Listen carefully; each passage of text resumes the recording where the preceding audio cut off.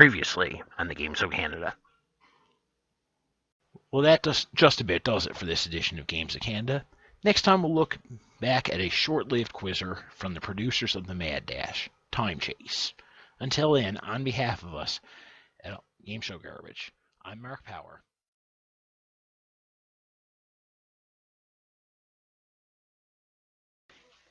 Let's get started on the next one, TimeChase.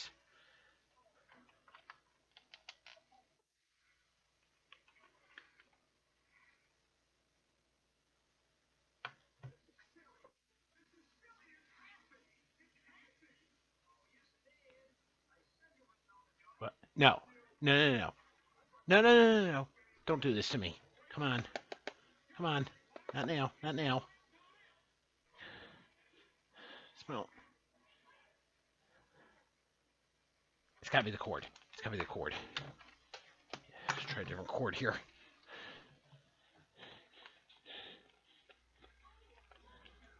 Don't panic, Mark. It's only a video. It's gotta be something real simple.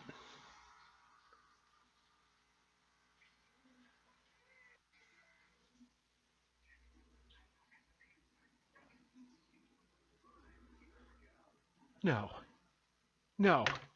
Come on. I already promised the guys I was gonna do TimeChase. I already threw the discs out. No!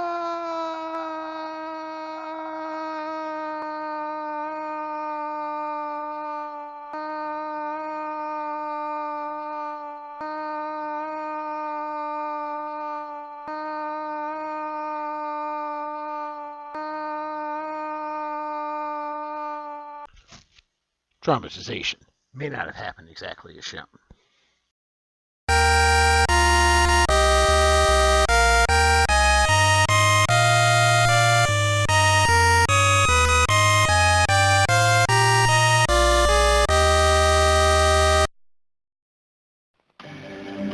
have a priestess. Watch me.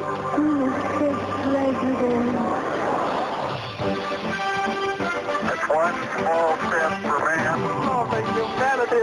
Welcome to TimeChase, the history quiz. Now here's your host, Sheldon Turcotte.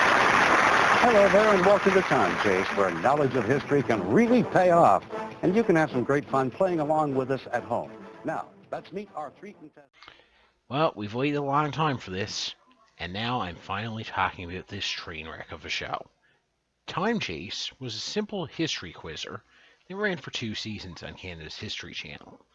It was one of the first original shows to air on the new channel. It was produced by Sidney M. Cohen's production company, Super People Productions, the same people behind the Mad Dash, and was hosted by former journalist Sheldon Turcotte.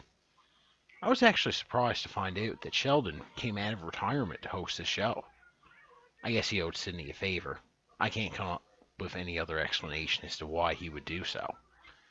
Now, Sheldon Turcotte is a legendary journalist who's done everything from interviewing a who's who of Canadian celebrities to hosting and producing the nationally syndicated late-night news show, The National. But he is not a host, at least not at this point in his career. It's clear that Sheldon is just doing this for the paycheck. And when he does try to show some enthusiasm, it comes across as disingenuous. The game itself doesn't get much more basic. In round 1, there are 6 decades. 5 actual decades, and 1 TimeChase mystery decade, which is not revealed until chosen. Player control chooses a decade, and a series of questions are asked, all about that time period.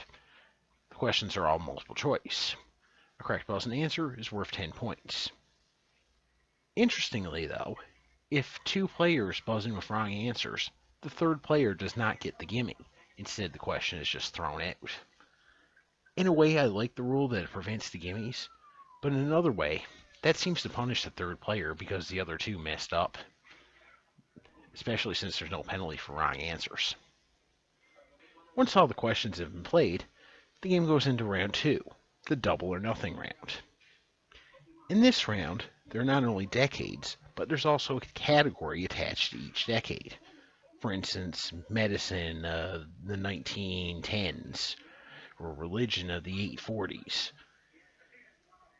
This time, correct answers are worth 20 points, and the right to try for a follow-up question, which would be worth an additional 20 points if the contestant gets it right, or they can lose 20 if they get it wrong.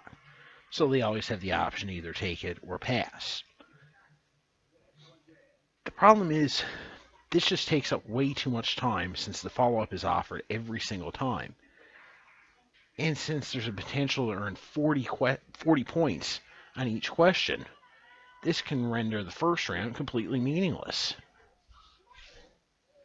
I would have preferred if the double or nothing question was only occasionally offered, like the daily doubles on Jeopardy. I mean, they could do more than 2 in the round. Maybe 1 or 2 per category would have been enough, and just have it come up completely randomly.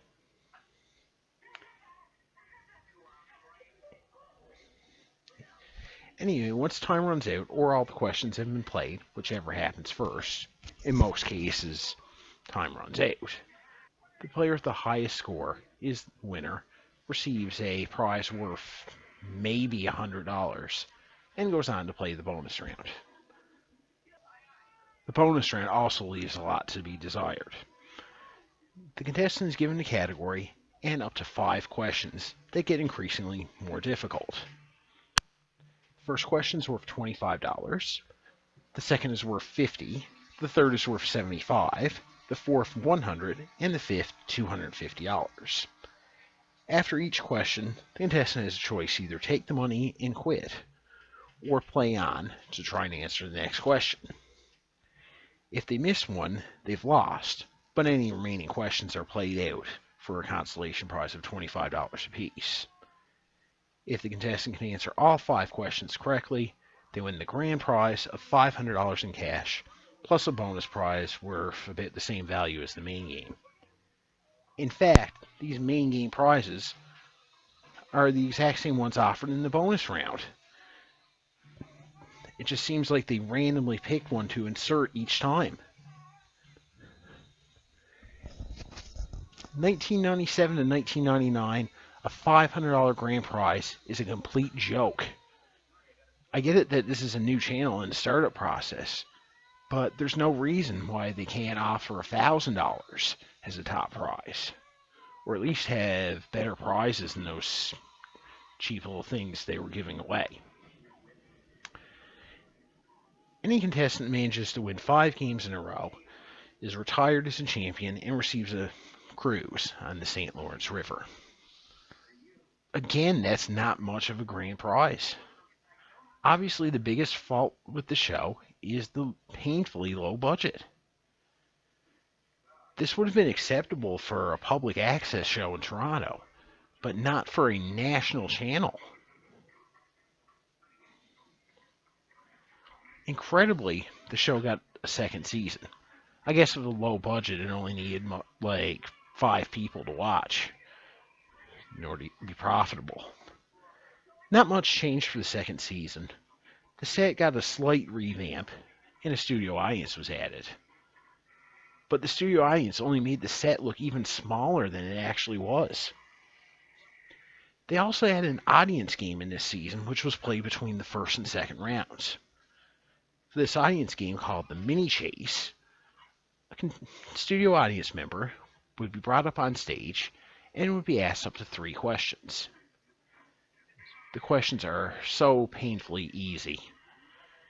And a contestant can answer 2 out of 3 correctly, they win a fabulous grand prize, a 1-year subscription to Maclean's magazine. Wow. I don't see why they added the audience game. There doesn't give much incentive for people to go see the taping. A 1-year subscription to Maclean's magazine costs about $25, so it's hardly adding excitement to the show. The only reason I can figure is it must have been some sort of sponsorship deal. Because also the other problem is they really didn't have time for this. It was very rare they got through the second round. And this segment just ate up time. They could have done with it the audience game. Or at least only showed it on the show when there was extra time. Like they did on the Mad Dash. Speaking of which, oh yeah, I probably don't need to say it. The Mini Chase is pretty much a ripoff of the Mini Dash from the Mad Dash. Luckily, the History Channel in the United States knew how to do a history quizzer. What's your history IQ? Take a look at this. So many Kennedys, so much tragedy.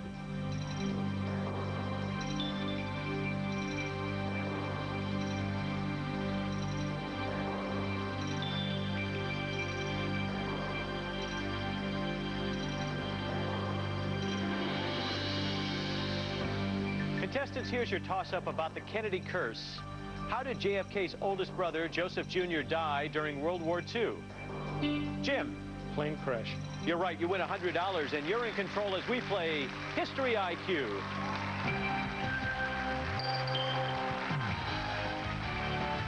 And now, please welcome our host, Mark Summers.